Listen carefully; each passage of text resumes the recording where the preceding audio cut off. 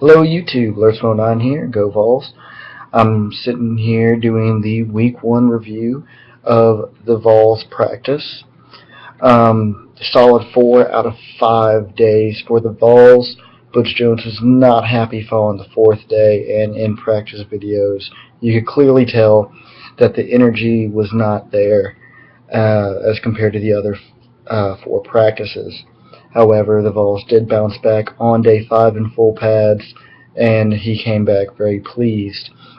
Overall, solid week of practice as the players get back into football mode, and after a very strong off season.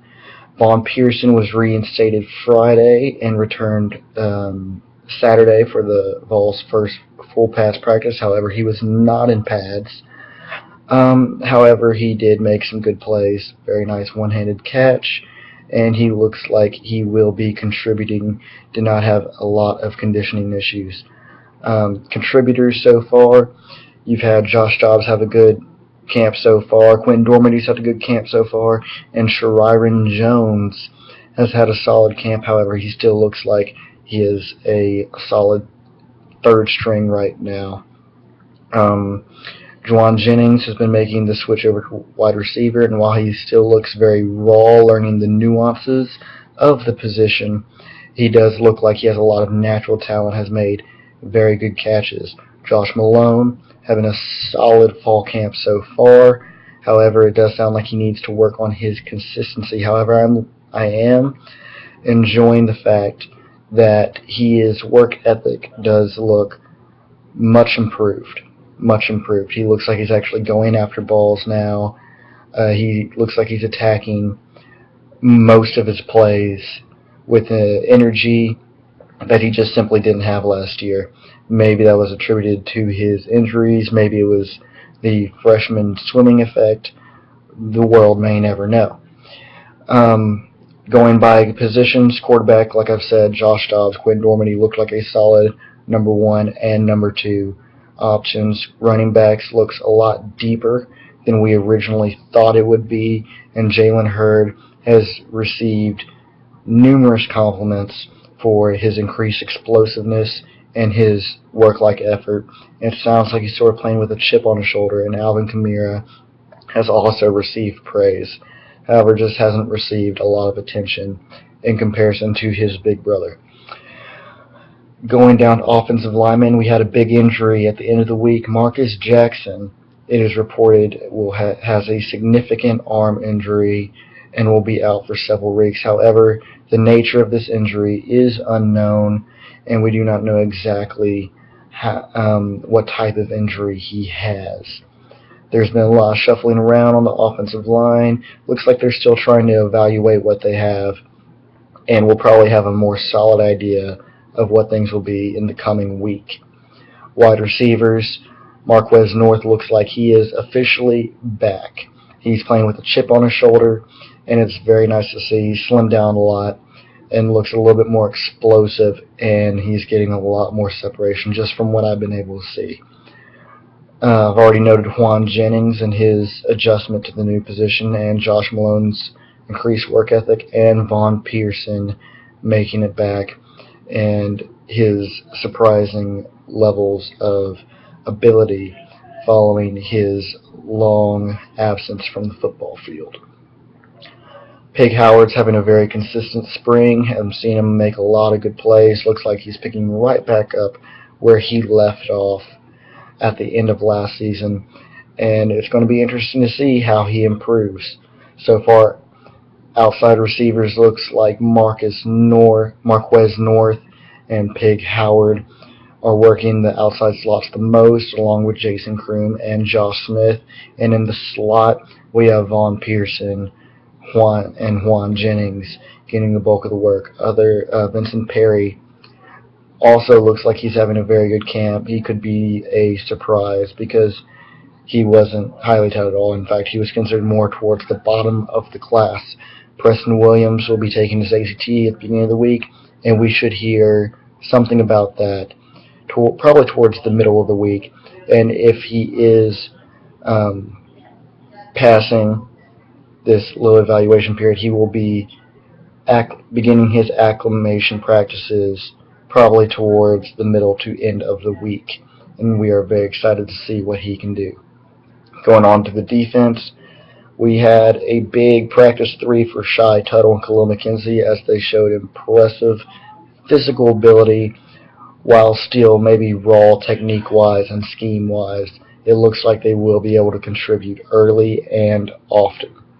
We haven't heard a lot from the other defensive tackles. Traverse Salisbury has not been working out. You've got to keep him fresh with his knee issues. Daniel O'Brien has not been heard of, but that's actually a good thing because he's always been consistent, and it's good that we haven't heard anything bad from him. He will be very serviceable, and Owen Williams will as well. Defensive end, it sounds like Derek Barnett, even though he had a stellar freshman season, actually has a chip on his shoulder and is playing even faster. He leaned down over the summer. Looks like he's in great shape, and he just decimated his opposition when he was in a pass protection drill. It was very nice to see just how much he's developed over the past year. Kurt Magid, always consistent leader of the defensive line and sort of the linebackers as well. The middle linebacker position is still wide open. It looks like they're evaluating a lot of what they have. Going back to offense for a second, tight end, obviously Ethan Wolf is the front runner there. However, we have a new addition to the tight ends. Jakob Johnson has been moved from defense over to tight end to try and build some depth there. It doesn't sound like there's a lot of consistency over that position, and they're hoping Jakob Johnson, who is an athletic freak really, just with little football experience, might be able to use some of his natural talent over at that position. Going back to linebackers, obviously Jalen Reeves-Maven has his position locked down. However, his disciple, you might say, Cortez McDowell, is turning some heads at practice, and it will be interesting to see how that develops going forward. Other people that are impressing is Elliott Berry, and middle linebacker, the one that's really seeming to stick out ahead of the pack is Kenny Bynum. He was a sort of lowly touted recruit. A lot of people questioned him when he got added to the team, didn't do a whole lot. However, he has been steady and he's slimmed down, got a lot faster over the offseason, and it will be interesting to see if he's able to hold on to that spot. Sounds like right now he has a lot of maturity and is able to hold down the spot for now. We'll see if he can hold on to it with the encroaching Gavin Bryant, Darren Kirkland Jr., and Dylan Bates also vying for that position. Chris Weathered, haven't heard a lot about him, but it sounds like he's going to be picking up a Kurt Magid role in the defense, and we'll probably still have our own little mini Kurt Magid after Kurt Magid leaves the team after this year. In the backfield, Cameron Sutton is picture perfect as always. Emmanuel Mosley looks like he's added some weight. And the big newcomer is turning heads. Justin Martin looks really good, maybe a little bit raw on the technique side, as we mostly thought he would be coming out of JUCO. He's got all the physical tools, long arms, tall. He's got some good weight on him, and he looks natural at the position. It's going to be, right now he's working on the outside opposite Emmanuel Mosley while they work Sutton in the nickel, trying to get him covered on all three positions. And it sounds like our nickel package is going to have Sutton falling around the number one receiver with Emmanuel Mosley and Martin working the outsides. And then safeties, very consistent. We have the four solid safeties with Brian Randolph, Ladero McNeil, Todd Kelly Jr., and Evan Berry, all starters for any other football team in the SEC. Excited about our safety depth.